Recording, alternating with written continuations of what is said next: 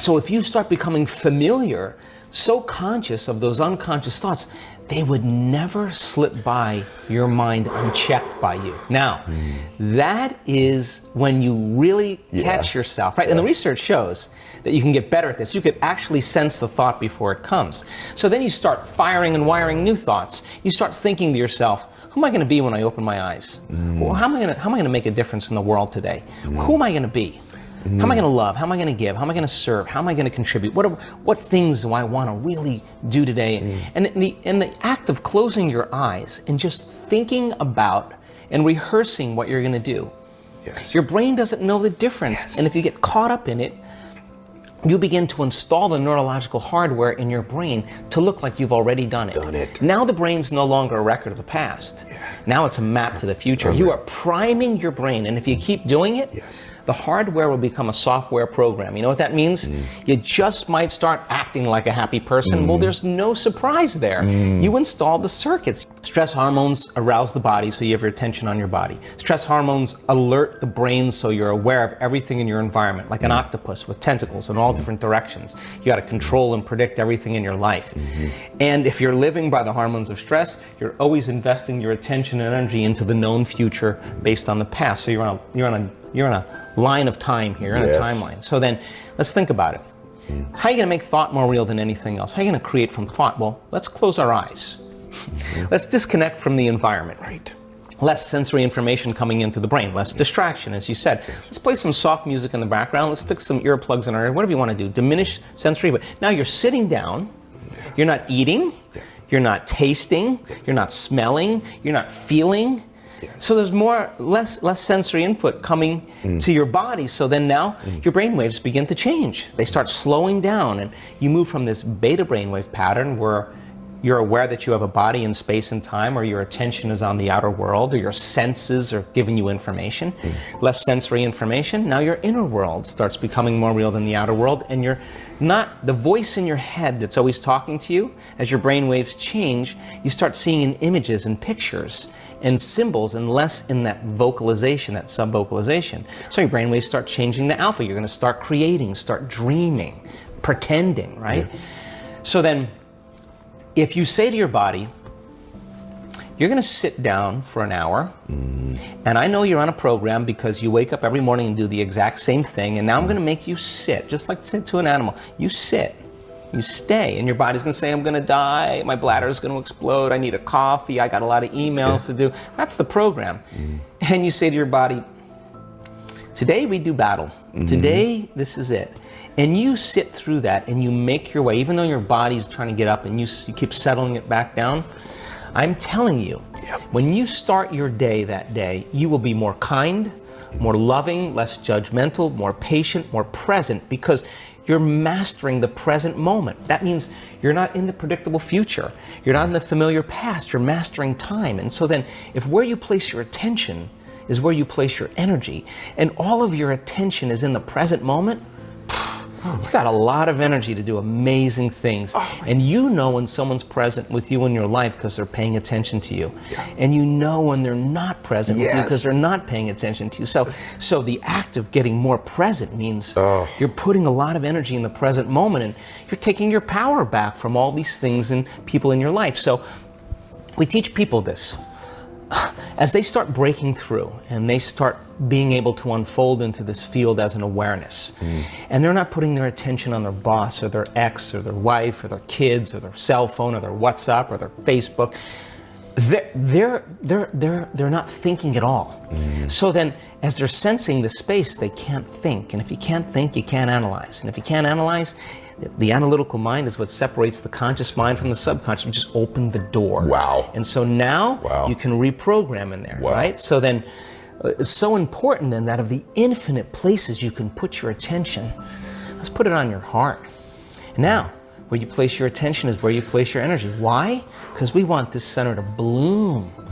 1,400, 1,300 different chemicals that restore and regenerate the body. Let's breathe. Let's open this up. Let's practice this. Let's start learning how to lead with our heart. A different consciousness. Yeah, in the beginning, it's a little difficult, but you stay with it and you practice it. pedal by pedal by pedal, you're placing your attention there, you're putting your own life force back into your heart. You're turning your love inward, and the body will start responding. And in a week's time, if we're doing that 3 times a day or over and over again, sooner or later, that thing's going to start blooming. As you will recall, thoughts cause biochemical reactions in your brain that release chemical signals. And those chemical signals make the body feel exactly the way you were just thinking. Those feelings then cause you to generate more thoughts that make you feel the same way you were just thinking. So your thoughts drive your feelings, and your feelings drive your thoughts. And eventually, this loop hardwires your brain into the same patterns, which conditions your body into the past. And because emotions are a record of past experiences, if you can't think greater than how you feel, this thinking-feeling loop keeps you anchored to your past and creates a constant state of being. This is how the body becomes the mind, or in time, how your thoughts run you and your feelings own you. So once your body becomes the mind of that emotion, your body is literally in the past. And since your body is your unconscious mind, it is so objective that it does not know the difference between the experience in your life that creates the emotion and the emotion you are creating by thought alone. Once you are caught in this thinking, feeling loop, the body believes it is living in the same past experience 24 hours a day, 7 days a week, 365 days a year. The body believes it's in the same past experience because to the body, the emotion is literally the experience. Let's say you've had a few difficult experiences in your life that have branded you emotionally, and you've never got over the fear, bitterness, frustration, and resentment those experiences engendered. So every time you have an experience in your external environment that is similar in some way to what happened previously, the experience triggers you, and you feel the same emotions that you did at the time of the first event. Once you feel the same emotion you felt 30 years ago when the event initially occurred, it's quite possible that you will behave in the same way you did at that time because those emotions are driving your conscious or unconscious thoughts and behaviors. Now, those emotions have become so familiar to you that you believe that's who you are. By the time you are in your mid-30s, if you keep thinking, acting, and feeling the same way without changing anything about yourself, the majority of who you are becomes a memorized set of automatic thoughts, reflexive emotional reactions, unconscious habits and behaviors, subconscious beliefs and perceptions, and routine familiar attitudes. In fact, 95% of who we are as adults is so habituated through repetition that the body has been programmed to be the mind, and the body, not the conscious mind, is running the show. That means that only about 5% of who we are is conscious, and the remaining 95% is a subconscious body-mind program. So in order to create something significantly different in our lives, we must find a way to pull the mind out of the body and change our state of being. Now, let's look at how the thinking-feeling loop works in relation to the body's energy centers, especially the first 3, the survival centers, where it causes the most problems. That's because most people's thoughts and feelings activate those energy centers. Each of the body's energy centers has its own individual energy, information, glands, hormones, chemistry, and neurocircuitry, and its own individual mini-brain or mind, or really each has a mind of its own. These mini-brains become programmed in the body to operate subconsciously through the autonomic nervous system. In this way, each center has its own energy and corresponding level of consciousness, and each is associated with specific emotions corresponding to that center. So let's say you think a thought such as, "My boss is unfair." Then you have another thought, "I'm underpaid," and you turn on a second neurological network. Then you think, "I'm overworked," and now you're off to the races. Because mind is the brain in action.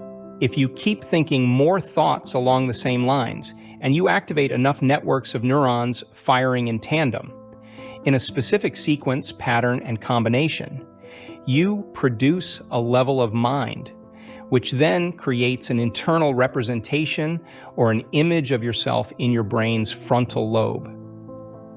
That's where you can make your internal thoughts more real than your outer environment.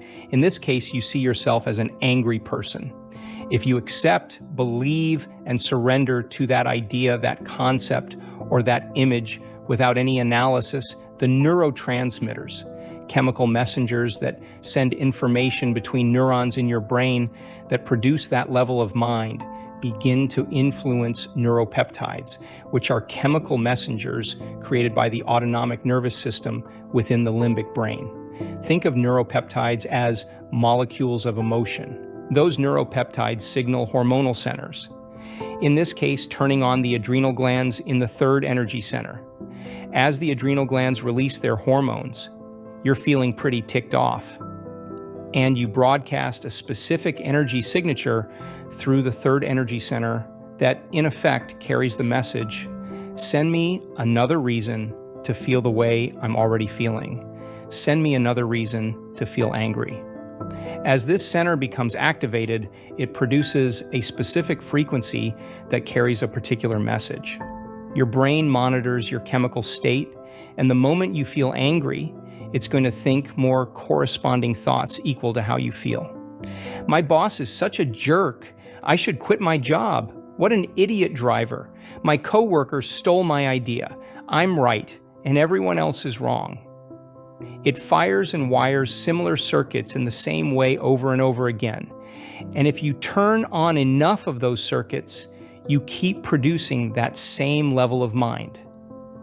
This reaffirms your identity with the same image in your forebrain. And then the limbic brain creates more of the same neuropeptides, which then signal the same hormones from your third energy center. And you start to feel even more angry and frustrated, which then influences you to think more of the same corresponding thoughts. The cycle can go on for decades, whether what you're thinking is justified or not. And then the redundancy of that cycle hardwires the brain into a certain pattern, in this case, the pattern of anger, and repeatedly conditions the body emotionally into the past. The body becomes the mind of anger. So the anger is no longer in the mind that's in your brain, the 5% of your thought that is conscious, but instead the emotion of anger becomes stored as energy in the body mind, the 95% of your mind that is subconscious. Because it's subconscious, you're not aware that you're doing this, but that is exactly what is happening. So all that emotion, which was originally created from thought, because all thoughts have a corresponding energy, becomes stored as energy in the body, stuck in the third center, the solar plexus. This stored energy produces a corresponding biological effect. In this case, it could be adrenal fatigue, digestive problems, kidney issues, or a weakened immune system, not to mention other psychological effects like a short temper, impatience, frustration, or intolerance. Over the years, you keep producing the same thoughts that keep signaling the same feelings, and you continue hardwiring your brain into this very finite pattern, and in the same way, you keep reconditioning the body to become the mind of anger. Thus, an enormous amount of your creative energy is stored in the body's third energy center as anger, bitterness, frustration, intolerance, impatience, control, or hatred. What if, instead of feeling angry, you start having thoughts that make you feel victimized or guilty? Life is too hard. I'm a bad parent. I shouldn't have been so rude. Did I do something wrong? Thinking those thoughts turns on a different network of neurons in your brain. If you fire and wire enough of those networks, you produce a different level of mind, and the brain creates the internal image of yourself that reaffirms your identity, in this case, as a guilty person. You start thinking, God's going to punish me. Nobody loves me. I'm worthless. Once you accept, believe, and surrender to these guilty thoughts without any analysis, the neurotransmitters activating neural networks in your brain influence a different blend of neuropeptides this time, neuropeptides that are equal to those thoughts about feeling guilty. And then those neuropeptides signal a different hormonal center. In this case, the second center. And over time, as you recreate the same loop of thinking and feeling and feeling and thinking, you're going to begin to store your energy in the body in the second center. This begins to produce a biological effect. Since you feel guilt in your gut, you may start to feel nauseated or sick, or you may experience pain in this area of your body, along with emotions like suffering, unhappiness, or even sadness. If over time you keep feeling guilty, you think more guilty thoughts that fire and wire more neurons, that signal more neuropeptides that cause the release of more hormones in the second center. As this happens, you continue to condition the body to become the mind of guilt and suffering, so you're storing more and more energy as emotion in the second center. You also continue to broadcast a specific energetic signature carrying specific information through the second energy center into your body's energy field. So now let's say that you start having a totally different set of thoughts. What happens if you have sexual fantasies about someone? Now you're turning on a different network of neurons in your brain, and you're producing a different level of mind. And just as before, if you get enough of those networks firing and wiring, you're going to get a different internal representation in the frontal lobe of your brain. And once the thought or image you are paying attention to becomes more real than your outer world, in that moment the thought literally becomes the experience, and the end product of that experience is the corresponding feeling. As a result, your body gets turned on. That center now is activated with a specific energy carrying a specific message or intent, which then turns on the individual plexus of neurons in that center to produce a specific mind, which then signals genes in the corresponding glands to make chemicals and hormones equal to those thoughts. Now you're convinced you're the stud or vixen of the universe. And if you accept, believe, and surrender to that thought or image of yourself without any analysis, then those neurotransmitters in the brain will begin to influence a different blend of neuropeptides in the limbic brain. They'll signal hormones in the first energy center, programming the autonomic nervous system to prepare that center to become activated. I think you're very familiar with the biological effects that happen next. Those biological reactions will cause you to keep feeling a certain way, and you're going to think more corresponding thoughts equal to that feeling. And now you're storing energy in the first center, and you are broadcasting a vibrational signature carrying a specific message from that center into the energy field in your body. Your brain is monitoring how you're feeling, and you're going to generate even more corresponding thoughts, and the cycle continues. This is how the body responds to the mind and ultimately becomes the mind. So now you understand how your thoughts condition your body to become the mind of whatever emotion you are experiencing, and how, when that happens, you're storing more energy in the corresponding energy center for that emotion. The center where the majority of that energy gets stored is the one associated with the emotions you have been repeatedly experiencing. If you are overly lustful, overly sexed, or overly preoccupied with wanting to be seen by others as sexually desirable, your energy is stuck in your first center. If you experience an overabundance of guilt, sadness, fear, depression, shame, unworthiness, low self-esteem, suffering, and pain, your energy will become stuck in your second center. And if you have problems with anger, aggression, frustration, control issues, judgment, or self-importance, your energy is stuck in your third center. In time, the body becomes the mind of that emotion. And once that energy as an emotion is stored, or more accurately, once it becomes trapped in one or more of those lower energy centers, then the body is literally in the past. This means you no longer have energy available to create a new destiny. When that happens, your body becomes more matter and less energy, because as you have read, the first three centers, which are based on survival emotions, shrink the vital field of energy surrounding your body. To be clear, I am not saying that you shouldn't ever have sex, enjoy food, or even feel stressed. What I am saying is that when you are out of balance, it's because these first three centers are out of balance. And imagine if all three of these survival centers become overstimulated all at once. You can easily see how your body's energy would diminish over time. When that happens, there's not much available energy for growth, repair, healing, creation, or even just returning to balance. By the same means, many people who feel out of balance may retreat from their lives and limit the amount of food they eat. By digesting less food, their body has more energy to balance itself. They may also abstain from sexual intercourse for a period of time to allow the body to restore itself.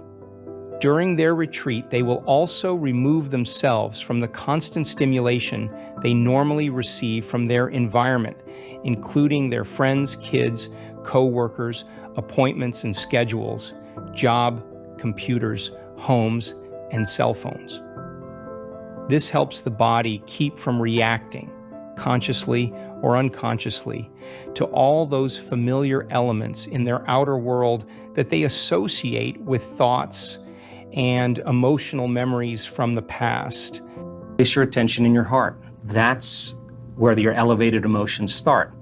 When your heart begins to open and you start to feel elevated emotions like gratitude or joy or inspiration, and you breathe and feel those emotions, the heart begins to beat in a more rhythmic fashion, and it begins to produce a very, very measurable magnetic field. That energy is a frequency, and all frequency carries information. So as you begin to elevate your emotional state, you're literally changing your physiology. When you begin to feel elevated, that energy carries a thought. So lay the intent of some experience you want to have. Now, that means then, when you combine a clear intention with an elevated emotion, you're literally changing your energetic field.